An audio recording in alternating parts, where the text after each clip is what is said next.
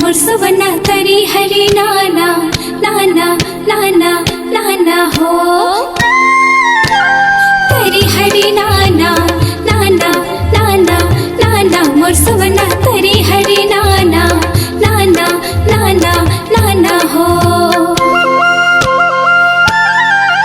सुबह बोला थे रे सुबह बोला थे रे सुबह बोला थे सुबह बोला थे रे सुबह बोला थे रे सुबह बोला थे सुबह बोला थे रे अम्मा के डार सुबह बोला थे सुबह बोला थे रे अम्मा के डार सुबह बोला थे। हे पूजा परे पुजारी रे भाई और धोवा चाउर चढ़ाए हो और पूजा पर थे मोर साढ़ा देव के नतनत महात्मा।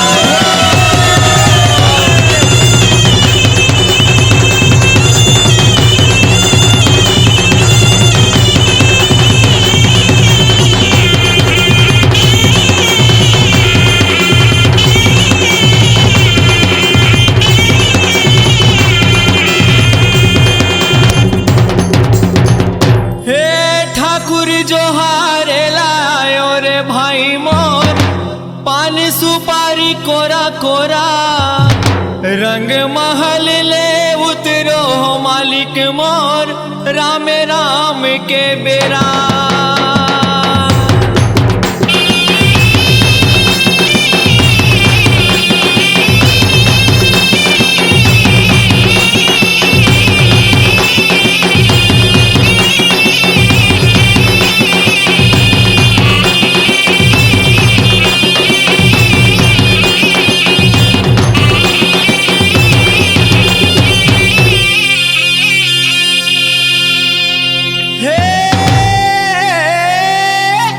अरसी फूले घमाघम भैया और मुनगा फूले सफेद रे और बालकपन में क्योरा बदे हो गए जवानी में भेद रे।